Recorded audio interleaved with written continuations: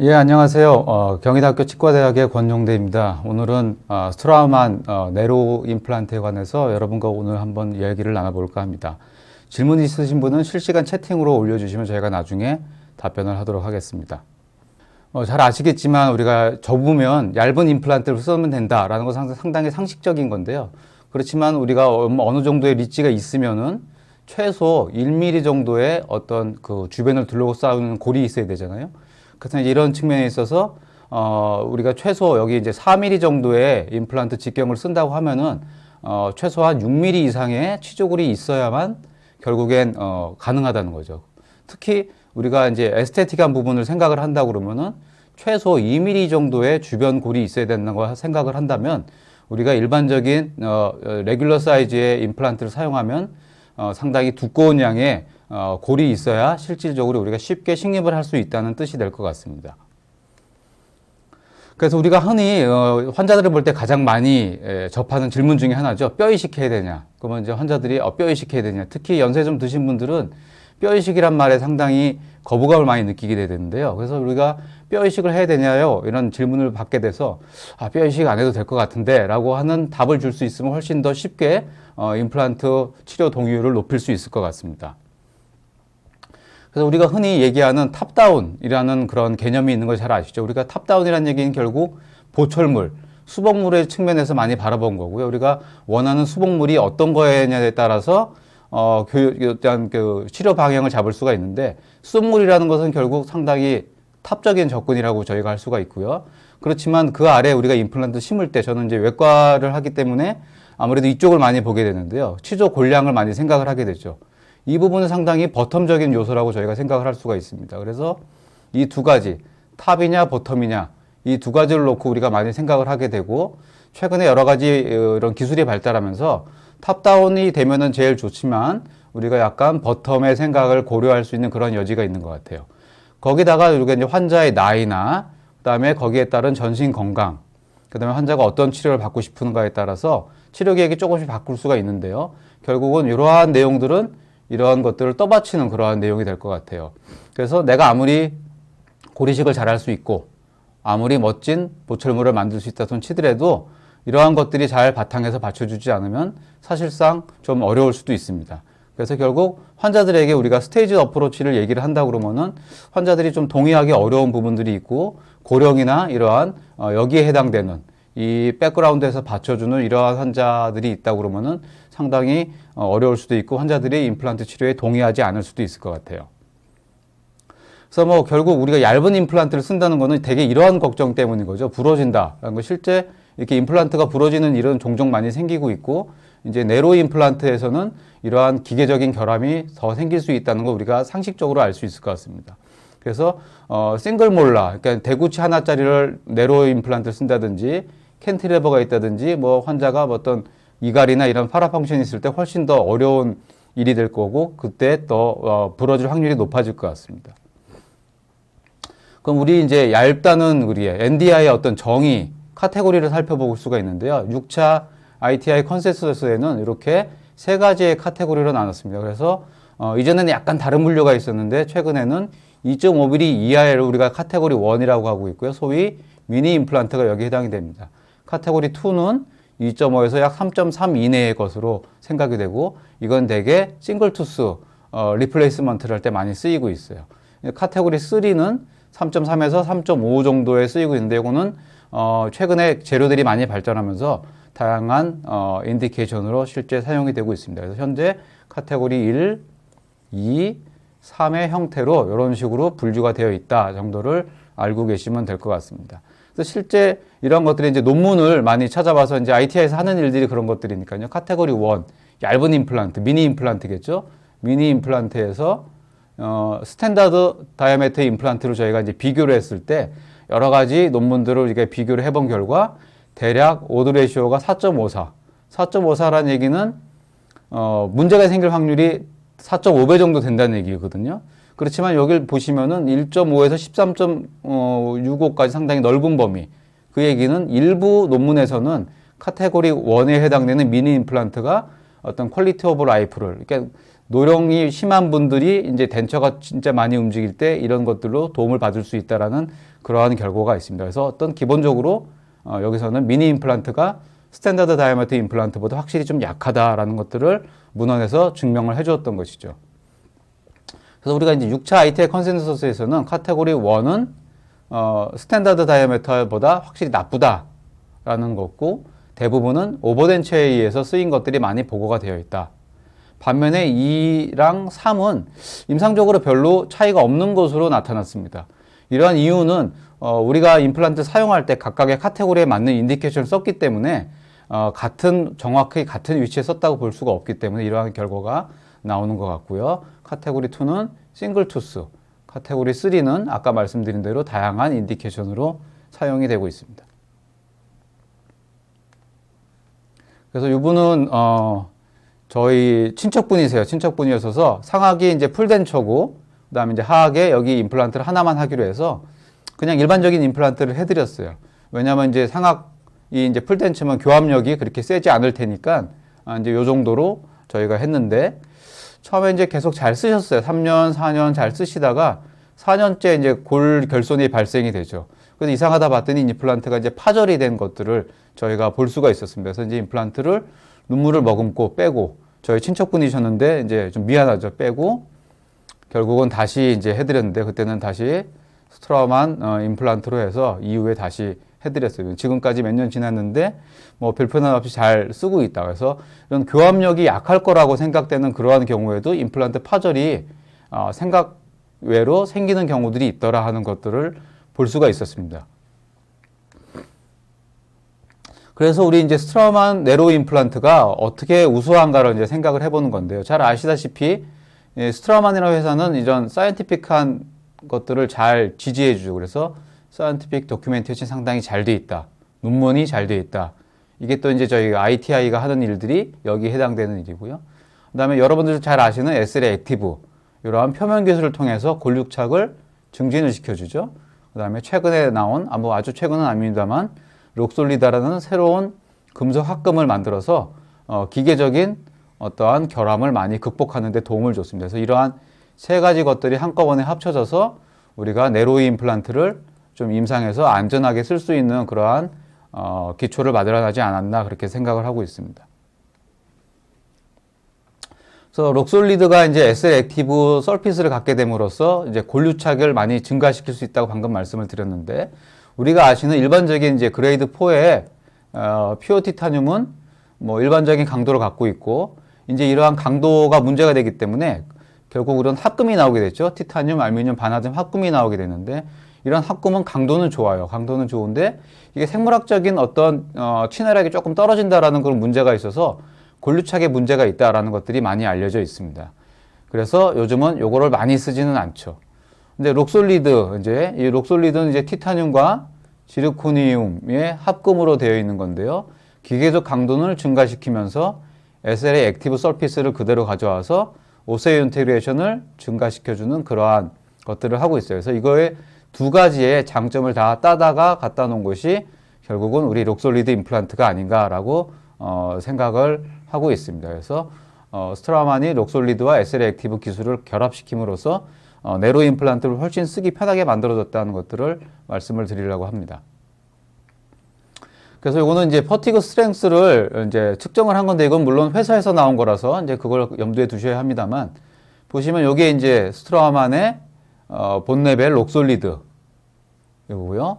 여기는 이제 3.5인 다른 기타 회사의 임플란트들인데, 보시면 직경이 더 가능함에도 불구하고 기계적인 성질이 좀 더 좋다는 거죠. 근데 거기다가 이거는 임플란트 페일러가 아니고요. 어버트먼트 페일러예요. 그러니까 임플란트가 부러진 게 아니라 어버트먼트에서 문제가 생겼다. 그래서 즉 상당히 기계적인 성능이 우수하다는 것들을 우리가 이걸 보면서 쉽게 알 수가 있었습니다.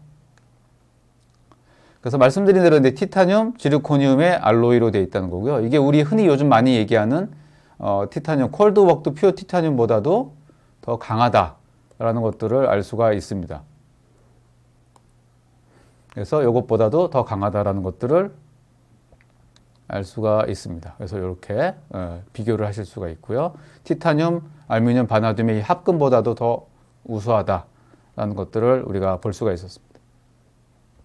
그래서 이제 뭐 논문이 나온 게 있는데 이거 보시면은 이제 3년 팔로우한 논문입니다. 그래서 RCT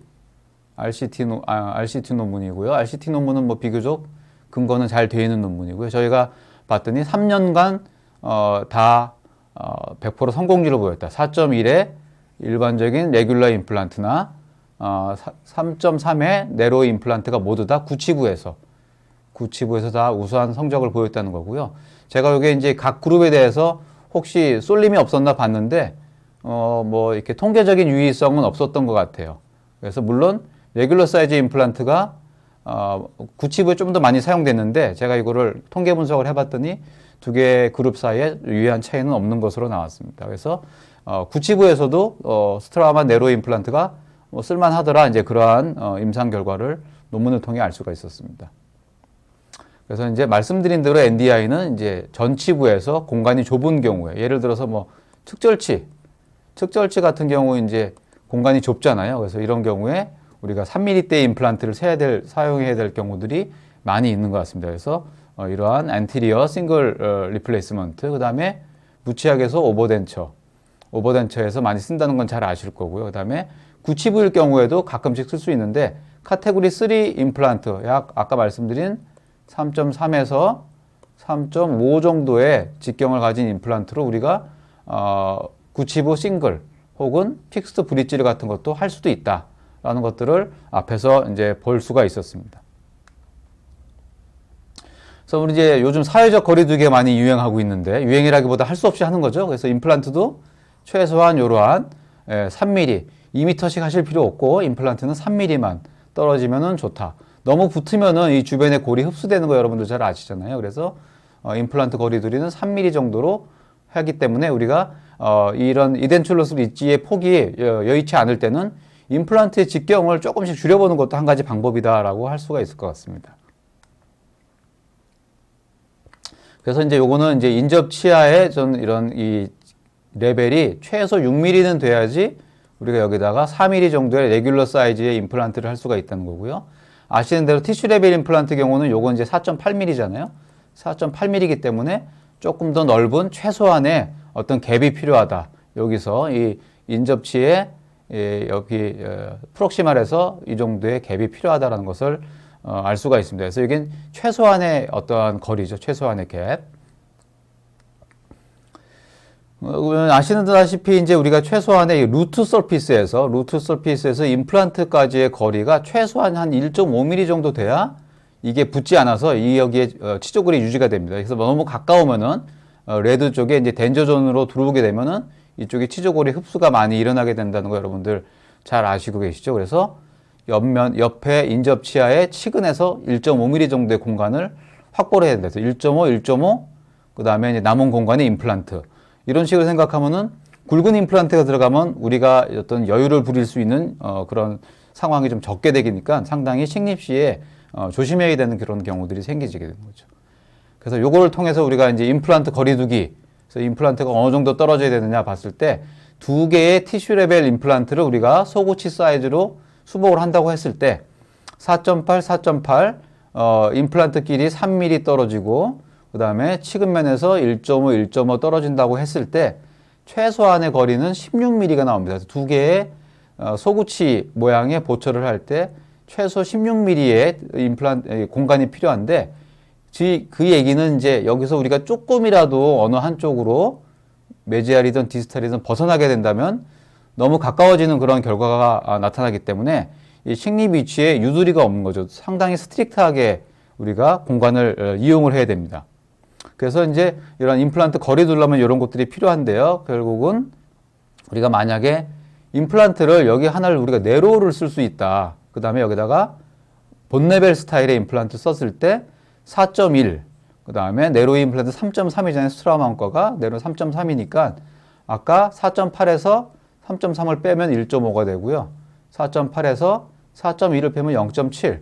합쳐서 약 2.2mm 정도의 우리가 추가적인 여유 공간이 생길 수 있습니다. 그래서 아까 우리가 16mm라는 거를 갖다가 생각을 한다고 하면은 어떤 미니멀한 공간에서도 네로 임플란트를 한두 가지 우리가 운용을 함으로써 충분히 조금 여유 있게 우리가 마음의 평화를 얻으면서 임플란트를 식립을 하실 수가 있다. 약간 틀려도 밤에 자면서 0.5mm만 뒤로 심었으면 0.5mm만 앞으로 심었으면 이런 생각을 좀 덜하게 될 수 있다는 것이죠. 그래서 여유 있게 여러분들이 임플란트를 운영하면서 환자를 보실 수 있다.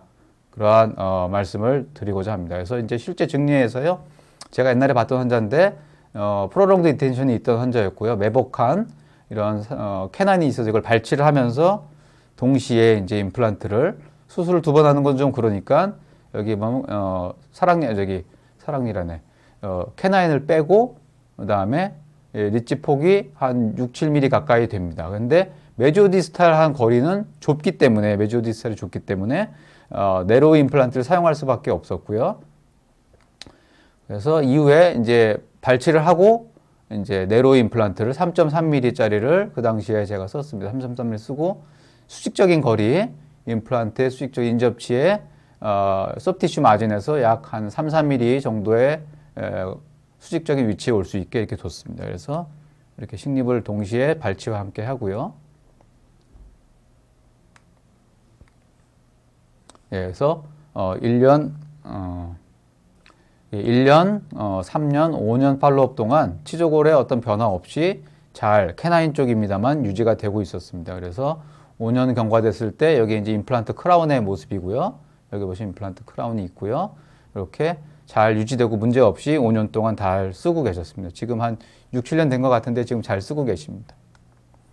이런 케이스도 있었고요. 그 다음에 이제 노인들한테 저희가 쓸 수가 있는데 결국은 이제 노인분들에게 이제 어떤 서지컬 버든이 가장 문제가 되고 환자의 어떤 시스템에 관한 리스크를 갖고 올 수가 있죠. 그래서 이런 것들 때문에 수술이 커지는 게 상당히 어려워질 수가 있는데 이런 환자들에게 우리가 그래프트를 많이 하고 임플란트를 할 것인가 그리고 픽스를 할 것인가 아니면은 간단하게 오버덴처를 할 것인가. 오버덴처를 해더라도 레귤러 사이즈보다는 네로 임플란트를 써서 고리식 없이 오버덴처를 하면 훨씬 좋겠다라는 거죠. 그래서 노인들이 있습니다만 이렇게 보호자랑 오셔서 같이 상담도 하고 앉아서 얘기를 알아들을 수 있는 노인이 있는가 하면은 이 할머니와 같이 이렇게 상당히 좀 거동도 어려우시고 이러한 다양한 연령대의 노인들이 있기 때문에 우리가 거기에 맞춰서 어떤 올바른 환자들에게 편한 그러한 치료 계획을 도출을 해낸 것이 상당히 중요하다고 생각하고요. 거기에서 NDI의 역할이 상당히 중요하다고 생각을 하고 있습니다.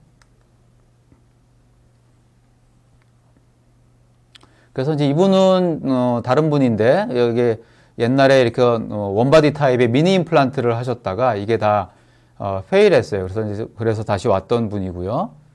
그래서 요거는 처음에는 이제 그냥 우리가 얇은 거 아까 말씀드린 미니 임플란트 이건 그냥 말 그대로 그냥 얇은 거예요. 그래서 잘 부러지고 이런 스타일의 헤드를 갖고 있기 때문에 보출 옵션이 별로 없습니다. 그 다음에 이거에 대한 어떠한 잘된 데이터가 별로 없고요. 우리나라에서는 일부 품목에 대해서는 그냥 템포러리 사용으로만 나와 있는 것들이 주로 많이 있기 때문에 그런 부분도 또 유의를 해야 될 것 같습니다. 그래서 아까 그 환자분은 이렇게 4개의 미니 임플란트를 심어서 여기에 이제 오버덴처를 했던 분인데 아까와 같이 파절이 일어난 거예요. 결국 파절이 일어나서 못 쓰게 되는 그런 상태가 돼서요. 파절이 돼서 남은 거 요거 하나 남은 거죠. 아까 구강내 사진에 보신 거. 부러진 어떤 조각들이 이렇게 조금씩 보이고 있고요. 그래서 이런 것들을 철거를 하고 결국엔 저희가 2개의 네로 임플란트를 재차 식립을 했는데요. 그냥 절개 조금만 해서 2개의 3.3mm의 임플란트를 2개 심고 여기에다가 오버덴처를 우리가 쉽게 해서 페일러 매니지먼트를 하실 수 있다. 그다음에 이제 젊은 사람들에서도 우리가 쓸 수가 있어요. 특히 이제 교정 환자들에서 이제 종종 쓸 수가 있는데요. 교정 환자들이 생긴 이제 이렇게 스페이스를 만들어 갖고 온 거 보면 생각보다 좀 좁습니다. 그래서 위드스가 교정과에서 만들어줬음에도 불구하고 조금 모자란 점이 있고요. 그다음에 이제 갭도 적고 그렇지만 또 재미있는 게 이게 젊은 사람들이다 보니까 리치 크레스트는 되게 높은 사람들이 또 생각보다 좀 많이 있는 것 같아요. 이제 어떤 교정 환자에서 만들어진 스페이스의 특징은 다른 것들은 다 좁은데 리치 크레스트 좀 높은 경우들이 많이 있더라는 것들을 저희가 볼 수가 있었습니다. 그래서 이제 에피커 코로날 포지셔널 보시면은 이제 인접치의 소프티슈 마진에서 최소한 3mm 혹은 4mm까지 수직적인 위치를 잡아줘야 됩니다. 그럼 뭐 아시다시피 여기 뭐 어버트먼트가 올라가서 뭐 이제 크라운이 이머전스 프로파일을 잘 이쁘게 가져오고 올라면은 이 정도의 공간이 필요하다는 건 뭐 다들 잘 아시리라고 믿고요. 그래서 이러한 에피커 코로날 포지션을 갖다가 잘 생각을 해야 됩니다. 근데 이걸 왜 말씀드리냐면은 아까 그러한 교정 환자들에 의해서 이렇게 생긴 스페이스는 리치 클래스가 높은 사람들이 많아서 생각보다 내가 되게 깊게 식립을 하고 있구나라는 느낌을 받는 경우들이 많이 있습니다.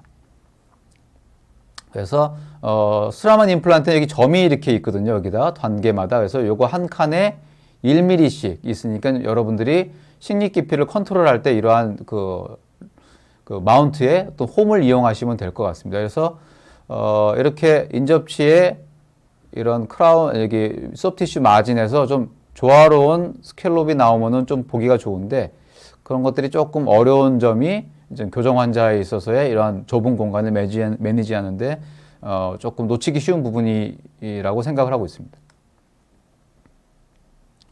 자, 그래서 방금 나온 환자인데 저희가 이제 2개의 3.3 임플란트를 여기다 심었고요. 보시는 대로 처음에는 이렇게 스페이스가 제네럴하게 퍼져 있다가 저희 교정과에서 이제 교정을 잘 해주셔 갖고 여기 저희가 스페이스를 임플란트 심을 공간을 만들어냈죠. 만들어내서 보시면은 식립 깊이가 여기 인접 치아의 소프트 티슈 마진이 이 정도 될 것 같고요. 거기에서 어느 정도 내려가는가 말씀드린 대로 약 3mm 정도 아래로 내려갈게끔 프랩을 해서 보시면 여기 위에 눈금에 보이니까요. 여기 한 3mm 정도 되거든요. 수직적인 깊이가 이 정도 돼야지 들어가야 돼요. 그래서 오히려 뼈 안쪽으로 많이 좀 들어가는 그런 느낌을 받게 되십니다. 그래서 리치 크레스트만 생각하고 식립 깊이를 그걸로 너무 기준으로 삼으면은 이제 리치가 높다 보니까 이러한 보철물이 다소 조금 좀 소프티슈 스캘롭이 좀 이렇게 이런 식으로 가다가 약간 이렇게 되는 약간 좀 이쁘지 않은 그런 형태가 나올 수 있게 되는 것 같아요. 그래서 이건 깊이 컨트롤을 잘 해야 되고요. 뭐 AP 포지션은 약간 다소 링구알로 치우쳐야 된다는 것들은 다들 잘 아시리라고 믿습니다. 그래서 이제 2개의 임플란트를 제가 3.3mm의 네로 임플란트를 식립을 했습니다. 그래서 이렇게 되어 있고요. 이후에 2년 후의 모습이고, 여기 이제 임플란트 크라운이에요. 요거랑. 그래서 식립 깊이를 잘 어느 정도 조절하면은 이렇게 연조직의 마진이 비교적 자연스럽게 나오는 것을 알 수가 있습니다. 만약에 아까처럼 많이 깊기 쉽지 않았으면은 이런 식으로 소프티슈 마진이 나오니까 좀 이쁘지 않게 마무리가 되었을 것 같습니다. 그래서 식립 깊이 중요하게 생각하셔야 될 것 같고요.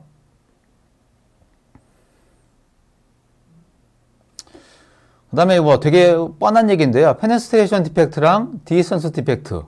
당연히 페네스트레이션이 다루기가 편하죠. 그래서 우리는 이쪽이 생기는 거를 선호할 것 같아요. 만약에 우리가 기왕 고리식을 해야 된다면.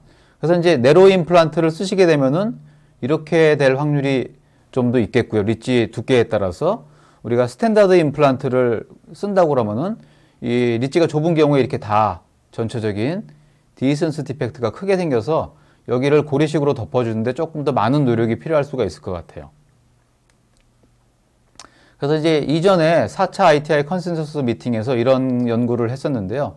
컴플리케이션 레이트를 보았더니 여러 논문을 봐서 살펴봤더니 디센스 디펙트가 컴플리케이션이 15%, 페네스트레이션이 생긴 경우가 2.5% 이런 정도 생겼다. 그럼 페네스트레이션이 확실히 매니지가 훨씬 쉽다. 우리가 컴플리케이션 레이트가 적고 매니지가 쉽다.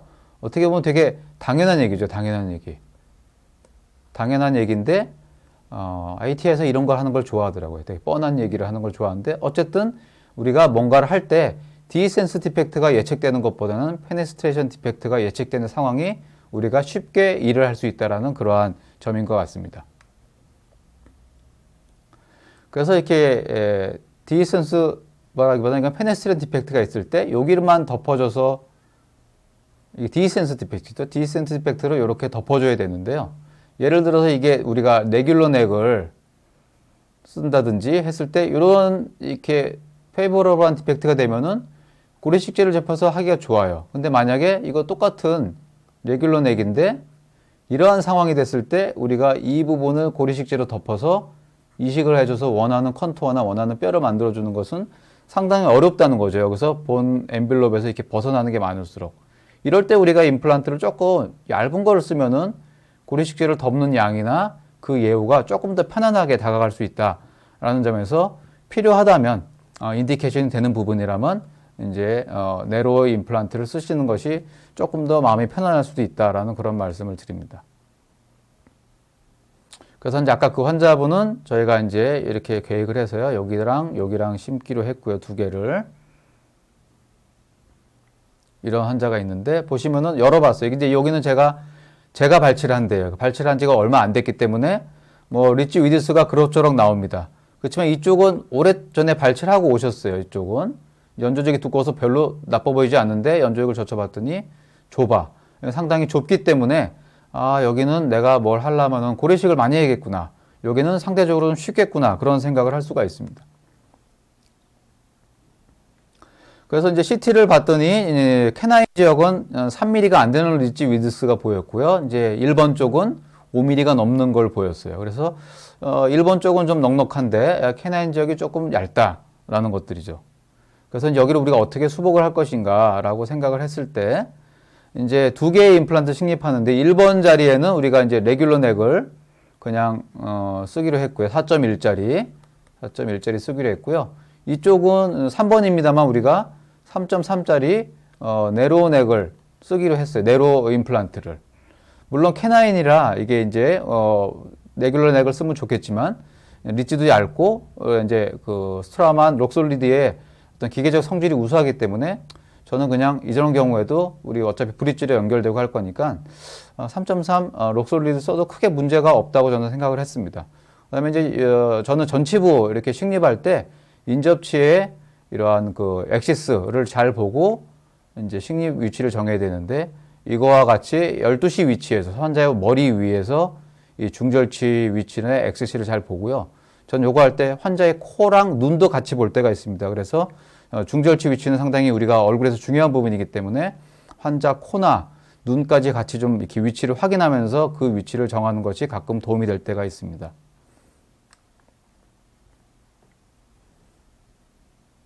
예, 그래서 이제 두 개의 하나 임플란트인데 하나는 4.1, 하나는 말씀드린 3.3. 3.3을 심었는데도 불구하고 리치가 워낙 얇다 보니까 이렇게 디센스 타입의 디펙트가 생기죠. 이쪽에서는 우리가 리치를 좀 익스펜전해서 심다 보니까 여기 이제 페네스테이션 타입의 디펙트가 생겼습니다. 여기는 비교적 우리가 매니지하기 쉽고 이쪽은 조금 더 그래프트가 필요할 거예요. 근데 만약에 아까 말씀드린 대로 여기다 우리가 레귤러 넥 4.1짜리를 썼다고 치면은 그래프트 이게 더 많이 밖으로 튀어나오니까 그래프트 양이나 이런 것들이 상당히 많이 필요할 거고 우리가 더 많은 노력을 해야 되고 상당히 더 많이 불안해할 수 있을 것 같아요. 그래서 이제 이러한 스타일의 디펙트가 생겼고요. 그래서 아까 말씀드린 대로 이렇게 돼서 여기에 고리식기를 쌓아줘야 되는데 아무래도 여기 이제 쌓아주기에는 이제 임플란트 직경이 좀 얇아서 밖으로 튀어나오는 부분이 좀 적을수록 덮어주기도 편하고 여러 가지로 편하다. 이러한 그 소프티슈를 릴리징하는 페리오스탈 릴리징 인시전도 조금 덜 신경 써도 되고 여러 가지로 좀 편하게 하실 수가 있다라고 하는 겁니다. 그래서 여기는 네로 임플란트를 썼음에도 불구하고 어쨌든 본그래프트가 필요한데 레귤러를 썼으면 훨씬 더 많은 우리가 노력을 했어야 됐다라는 그러한 뜻에서 보여드리는 증례였고요.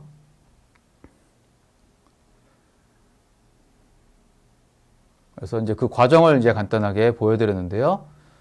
페리오스탈 릴리징 인시전을 해서 연조직을 이렇게 늘려서 고리식을 해서 덮었다는 거고요. 이런 부분은 나중에 고리식에 관한 강연이 있을 때 그때 자세하게 한번 또 스텝별로 다루도록 하겠습니다. 그래서 이제 두 개의 임플란트를 해서 브릿지가 완성이 되었던 그런 환자고요. 지금까지 잘 쓰고 계시는 분이십니다. 자, 이거 이제 2015년에 나온 논문인데요. 유럽에서 몇 군데에서 이제 스터디한 논문인데 3.3mm보다 굵었으면 고리식을 했을까라는 그러한 주제를 갖고 한 거예요. 그래서 54%에서 3.3보다 임플란트가 굵었다면 이거는 고리식을 해야 되는 상황이었고 25%에서는 약 4분의 1이겠죠. 3.3보다 굵어도 고리식이 필요 없는 케이스. 21% 정도에서는 어찌됐든 고리식이 필요했던 경우죠. 그래서 예를 들어서 우리가 이 54%의 케이스에서 여기서 생각한다면 3.3으로 마무리를 한다면 고리식을 안 할 수도 있다는 거죠. 여기서 우리가 4mm대 임플란트를 꼭 사용해야 돼서 썼다면 분명히 그러면 이런 경우에는 고리식 우리가 했었을 거고요. 그렇지 않고 3.3으로 마무리를 할 수 있는 경우가 됐다고 하면은 약 절반 이상에서 고리식을 안 할 수도 있었다라는 것이죠. 그래서 우리가 치료 옵션을 잡을 때 3.3을 비교적 여유롭게 선택할 수 있는 상황이라면 고리식을 피할 수 있는 경우들이 상당히 많이 있다라는 것들을 보여주는 2015년도에 나온 논문입니다.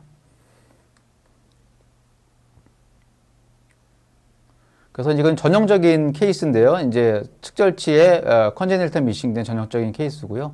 3.3mm 임플란트를 써서 페네스트레이션의 디펙트가 생겨서 여기에 고리식을 하고 이후에 진행을 했던 가장 흔한 형태의 그러한 방법입니다. 그래서 이렇게 이식을 했고요. 쉽게 비교적 우리가 어렵지 않게 할 수가 있고요.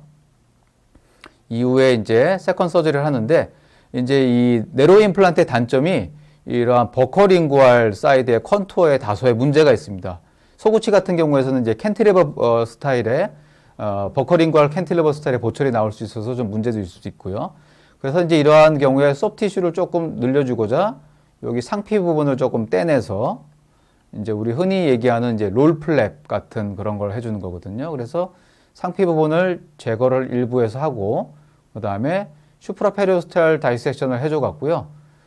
포켓을 형성한 이 부분에 이 상피를 제거한 이 소프티슈를 안으로 넣어주는 거죠. 그래서 접어놓음으로써 우리가 흔히 하는 롤플랩 같은 걸 써줘서 소프티슈의 컨투어를 조금 증가시킬 수 있는 그러한 상황이 될 수가 있습니다. 다음 환자는 이제 무치약 환자인데 이분은 되게 멀리서 오셨어요. 경상남도에서 오시던 환자분이셨는데 무치약임에도 불구하고 이분은 픽스 보철물을 원하셨습니다. 픽스를 원하셔서 이제 저희가 픽스드 보철을 하기로 했고 거기에 맞게 임플란트를 하기로 했는데요. 멀리서 오시다 보니까 아무래도 여러 단계 수술보다는 한 번에 마실 수 있는 방법을 생각하게 되었고요. 그래서 어쨌든 빨리 임플란트를 할 수 있게끔 저희가 치료 계획을 잡았습니다. 그래서 보시면은 CT를 보시면 이제 이 시직립해야 될 자리에 이제 상당히 얇죠. 이제 임플란트가 들어가기에는 상당히 얇은 리치다라는 것들을 우리가 알 수가 있고요. 여기에 이제 뭐 대규모의 고리식을 해서 환자가 픽스를 원하니까 할 수가 있습니다만 그렇지 않고 그냥 우리가 리치 스플릿이라는 그러한 방법을 통해 갖고요. 리치 스플릿을 통해서 이렇게 갈아서 스플릿을 하고 요거는 뭐 시중에 나오는 이런 기구들이 많이 있으니까요. 임플란트 위치를 표시를 해주고 그래서 벌려줘서 리치 스플릿을 해서 이제 식립을 했는데 저희가 이제 식립을 한 것을 보니까 대부분의 임플란트를 제가 여기다가 다 네로우 임플란트를 식립을 했습니다. 네로우. 이 중에 레귤러 사이즈는 2개예요. 여기 이제 8개 임플란트가 있는데 2개의 이제 레귤러 사이즈 임플란트를 가지고 나머지는 다 네로우 임플란트 하면서 이 하악 전체의 픽스드 브릿지를 우리가 할 수가 있었습니다. 그래서 이런 식으로 네로우 임플란트를 우리가 여러 개 썼습니다만 리치 스플릿을 통해서 원 스테이지로 수술을 하고 그 다음에 우리가 네로우 임플란트에 대한 신뢰가 있으면은 이런 식으로 보철을 구성해서 쭉 팔로우업을 하고요. 지금 이분 한 3년 반째 내원을 하셨는데 이제 6개월마다 정기 체크는 오시거든요. 이제 별 문제 없이 지금까지 잘 쓰고 계시는 그러한 상황입니다. 이렇게 해서 우리가 비교적 빠른 스테이지드 어프로치를 피하고 한 번에 임플란트를 하면서 수술도 좀 적게 우리 마음의 평화를 얻으면서 할 수 있는 그러한 방법인 것 같습니다. 그래서 우리가 아까 초반에 말씀드린 대로 탑다운 스타일의 이렇게 방법을 하는 게 물론 가장 이상적입니다만 여러 가지 환자의 로컬 시스테믹한 컨디션을 고려해서 어떤 버텀업 되는 것들을 고려를 하다 보면 어떤 중간에 나오는 그러한 결과가 있을 거라고 그래요. 그래서 바이디렉셔널 플래닝이라고 그래서 탑다운에만 치우치지도 않고 너무 로컬 및 시스테믹 리스크에만 치우쳐지 않는 그러한 두 가지를 어떤 우리가 동시에 고려해서 생길 수 있는 그러한 어떤 중간적인 치료 계획을 우리가 세울 수도 있습니다. 예를 들어서 뭐 85세 무치약 할머니에게 우리가 풀픽스드 브릿지를 할 수는 없으니까요. 그래서 여러 가지 상황을 고려해서 우리가 요즘은 치료 계획을 세울 수가 있고 이러한 재료의 발달로 그런 것들이 훨씬 쉬워졌던 것 같습니다. 또 하나의 케이스를 보겠는데 저희가 이제 여기다가 임플란트 식립했는데요. 이제 골량이 조금 모자라다 보니까 임플란트를 이제 상악동 크레스터 어프로치랑 같이 병행해서 했던 그러한 환자분이십니다. 그래서 제가 이제 계획을 세워봤더니 15번짜리에 4.1짜리를 넣었을 때는 버컬 사이드에 남는 게 0.7mm 정도가 남고요.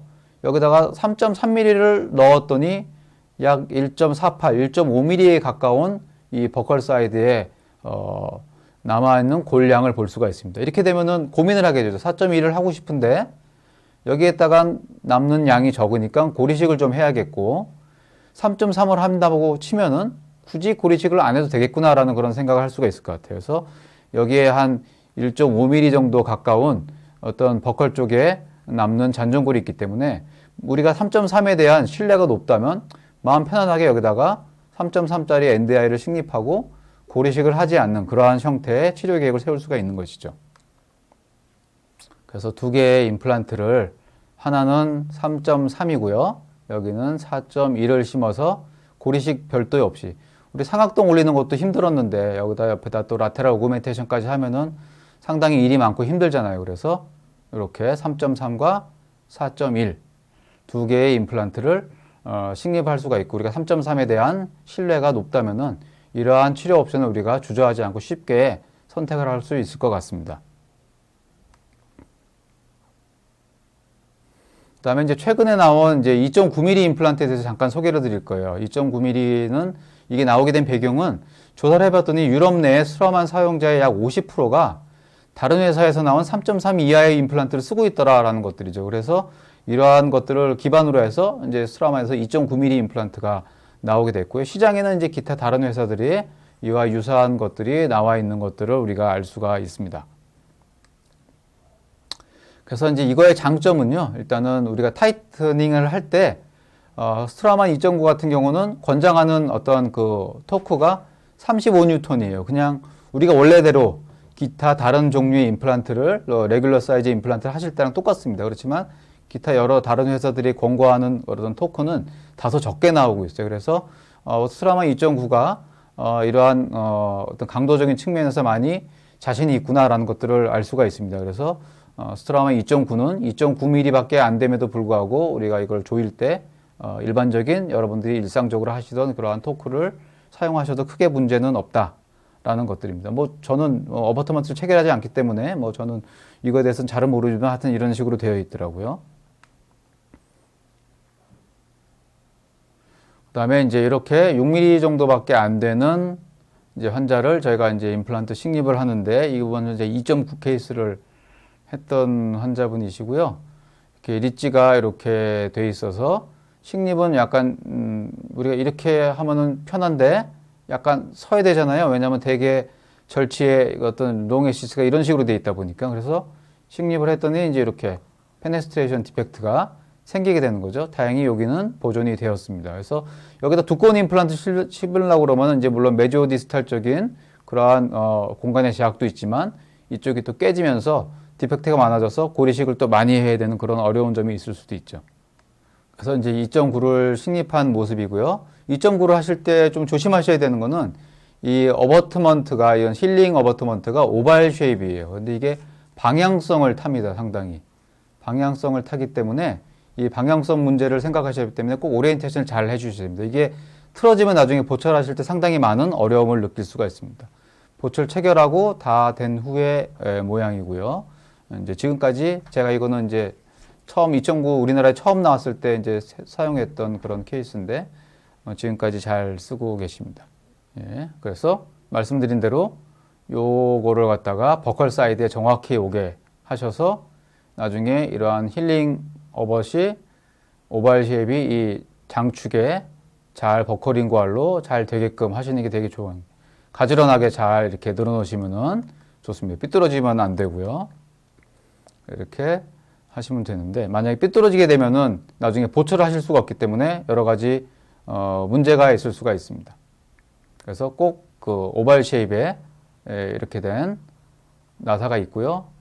버컬 링구알로 해서요.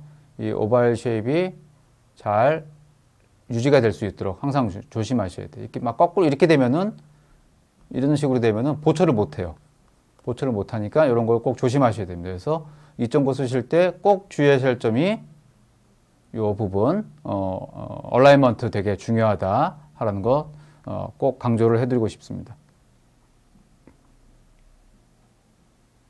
이렇게 되면 안 된다는 거죠. 이렇게 하시면 안 됩니다. 신발 가지런히 놓으시고 이렇게 삐뚤어게 주면은 마음이 아프다. 보철하시기 어렵다. 우리가 해서 이제 결론적으로 이제 저희가 지금 네로 임플란트에는 결론을 말씀드리면은 스트라만 록솔리드라는 임플란트가 나오면서 기계적인 물성이 개선이 되어 갔고요. 퍼티그 스트렝스가 강화되었어요. 우리가 기존에 생각하던 NDI가 가지는 가장 취약한 점이 기계적인 어떤 문제점이 어느 정도 커버가 됨으로써 이런 것들이 좀 사용하기 쉽게 되어서 우리가 좀 안심할 수 있게 되어 있고요. 그다음에 이제 잘 아시는 SLA 액티브라는 이런 표면 처리.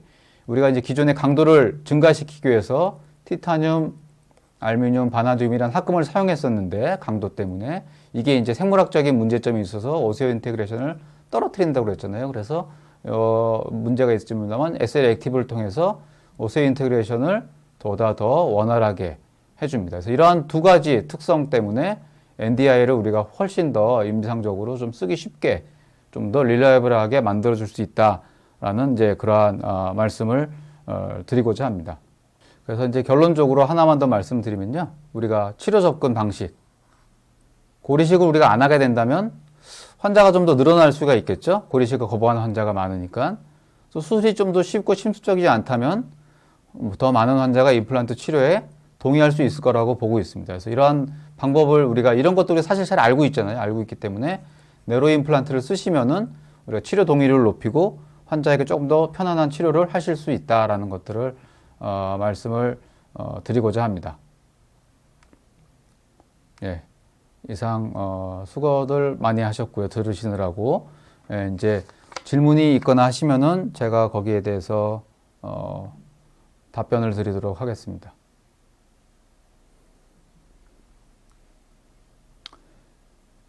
예, 지금 보시면은 뭐 본그라프트를 최대한 피하기 위해서 작은 직경의 임플란트를 이제 사용했을 때 4.1 직경의 임플란트와 동시에 지비하려고 하는 경우에 대비해서 고류착의 차이는 어느 쪽이 더 유리할까요? 라고 말씀해 주셨는데요. 골류착 차이는 제 생각엔 뭐 크게 별로 없을 것 같습니다만 다만 이제 그 직경이 얇은 임플란트라는 거는 결론적으로 표면적이 작잖아요. 표면적이 작다 보니까 전체 오세오 인테그레이션이 얻게 되는 그 면적이라는 면을 따졌을 때 그때는 레귤러 임플란트가 좀 더 유리할 수 있을 것 같습니다. 그렇지만 또 우리가 좁은 리지에서 고리식재를 많이 사용해서 올려주는 이러한 뼈가 이제 골류착에 얼마나 많은 도움이 될까라는 걸 또 거꾸로 생각해 보면은 좀 다르게 생각할 수도 있습니다만 어찌됐든 간에 골류착의 그 양이라는 골류착 면적의 차이라는 측면에서는 레귤러 임플란트가 조금 더 유리할 수 있을 것 같아요. 그 다음에 37번 때는 왜 네로였나 라고 하는 건 아마 그 멀티플로한 증례를 보신 것 같은데 그 부분은 그게 이제 리지가 좁아서 이제 저희가 리지 스플릿을 하면서 하는 거기 때문에요. 이제 어차피 여러 개의 임플란트를 한 번에 브릿지로 연결할 거여서 뭐 어느 특정 부위를 전략적으로 레귤러 임플란트를 쓰고 어떤 부위를 특별히 네로 임플란트를 쓰고 이런 거는 제가 생각하진 않았고 그 로컬하게 그 리지 위드스가 좀 여유가 있으면 당연히 우리가 레귤러 임플란트를 하고 여의치 않으면은 리지 스플릿을 했음에도 불구하고 여의치 않다면 우리가 네로 임플란트를 선택을 하였습니다. 예.